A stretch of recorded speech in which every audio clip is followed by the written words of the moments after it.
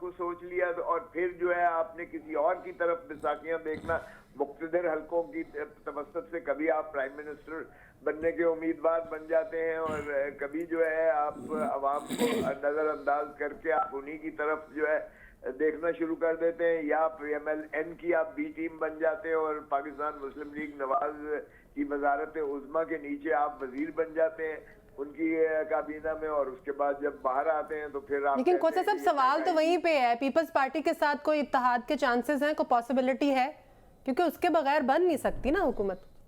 ये फैसला तो बन तो सकती है अगर ये हमारे चोरी का मैंडेट हमारा वापस कर दें। अगर हमारे 60 लोग जो हमें फॉर्म 45 हम लिए हुए हलकान फिर रहे हैं, और हमारी अददी बरतरी बड़ी वाज़ेह है फॉर्म 45 में, जो कि काउंट के बाद यानी गिनती के बाद जो है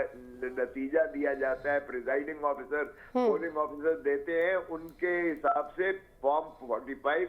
सरकारी तौर पर जो उनका मोहर याफ्ता दिया हुआ है वो उसमें हमारी बड़ी बाज़ेह जीत है। और खोसा साहब अगर जाता है खोसा साहब अगर सूरत हाल है, जी प्लीज,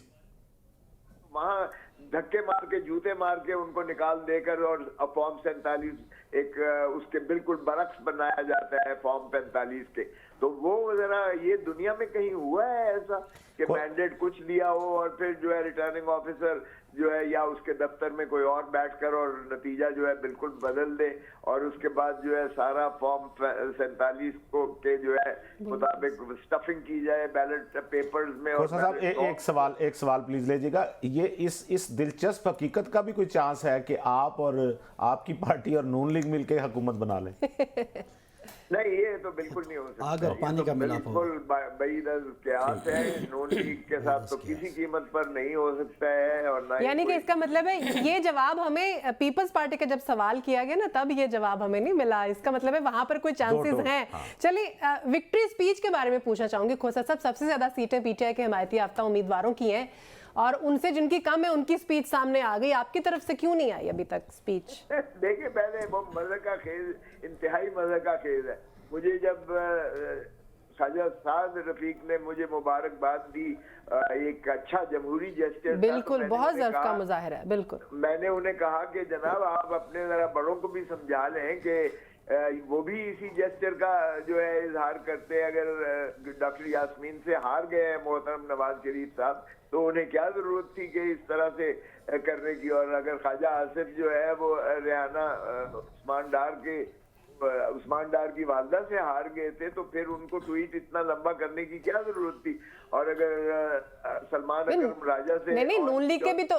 के भी तो लोग हारे हैं ना। अब ये बात नहीं है जहां पर वो भी तो खोसा साहब मुबारकबाद देना बनता था। एग्जैक्टली आपकी तरफ से भी उन्हें मुबारकबाद देना बनती थी। चलें अब ये बता दीजिए कि KPK में अब क्या करने जा रहे हैं, वजीर आला कौन होगा, कोई प्लानिंग चल रही है इस पर भी?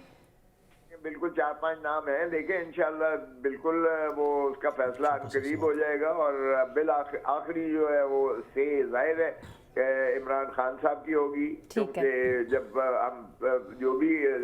CEC फैसला कोर कमेटी या एपेक्स कमेटी फैसला करती है तो उसकी अल्टीमेट मंजूरी जो है वो चेयरमैन इमरान खान ही देते हैं। ठीक है खोसा साहब आपका पॉइंट आ गया। काइंडली आखिरी सवाल का जवाब दे दीजिए कि अब एक भारी मैंडेट मिला है पाकिस्तान तहरीक इंसाफ के जो हिमायत याफ्ता उम्मीदवार हैं उन सबको, अब खान साहब का फ्यूचर और आगे उनकी प्लानिंग क्या है ये काइंडली बता दीजिए। मेरा मुतालबा इमीडिएटली यही था कि मैंने सुप्रीम कोर्ट में भी कहा था, मैंने कहा जी कि हमें कहीं इंसाफ से की तवक्को नहीं है, हम 25 करोड़ अवाम की अदालत में इंसाफ लेने के लिए जा रहे हैं, फैसला लेने के लिए जा रहे हैं। और रियासत आर्टिकल 7 में अवाम ही बनते हैं और आर्टिकल 5 में वफादारी अवाम ही के साथ तमाम, चाहे वो आर्मी चीफ हो, चाहे वो जुडिशरी हो, चीफ जस्टिस हो, सदर पाकिस्तान हो, कोई भी हो। तो इसलिए अवाम ने अपना फैसला बड़ा दो टोक दे दिया है कि इमरान खान ना बागी है और ना ही गद्दार है। इमरान खान के फैसलों के बावजूद इमरान खान ही को अवाम ने जो है बड़ा हैवी मैंडेट दिया है इसका मतलब ये है कि वो फैसले बिल्कुल कलअदम है और हमने मुतालबा किया है कि आर्टिकल 45 और आप ठीक कह रहे हैं खोसा साहब, आप ठीक कह रहे हैं, लेकिन साथ साथ आपसे जाते जाते एक और बात भी पूछना चाहूंगी आपकी मौजूदगी का फायदा उठाते हुए। जहांगीर तरीन साहब ने सियासत को खैरबाद कह दिया है, इस पर भी आपका पॉइंट ऑफ व्यू लेना चाहूंगी, और खट्टक साहब की तरफ से भी कुछ खबरें आ रही हैं, अभी श्योर नहीं है, इस पर क्या कहना चाहेंगे? उन्होंने कहा है कि मैं इस वक्त जो है वो खट्टक साहब ने भी कहा है, जाहिर है देखें जो भी इस वक्त इमरान खान को छोड़कर गया है उनका हाल वही होगा जो जमानतें इनकी जब्त होंगी, इसलिए ये किंग्स पार्टी जब भी बनी है तो उसका हशर यही आवाम करती है। और न सिर्फ वो बल्कि पीर पगाड़ा साहब का आप सुन लीजिएगा जरा, उन्होंने क्या कहा है इन पर, और इसी तरह अहमल साहब ने, उसने अहमल वली साहब, अहमल वली खान ने भी यही कहा, जी जी बिल्कुल, और JUI के मौलाना फजलुर रहमान ने भी इसी, नईमुर रहमान ने भी ऐसी बात किया, बिल्कुल जमात इस्लामी से उन्होंने कहा है कि मैंडेट जो है सीटें छोड़ी है उन्होंने, बिल्कुल ऐसा ही उन्होंने छोड़ दिया है। तो ये तो सिर्फ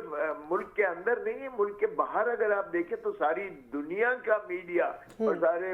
मुख्तलिफ ममालिक के भी ठीक कह रहे हैं आप लतीफ खोसा साहब। हमारे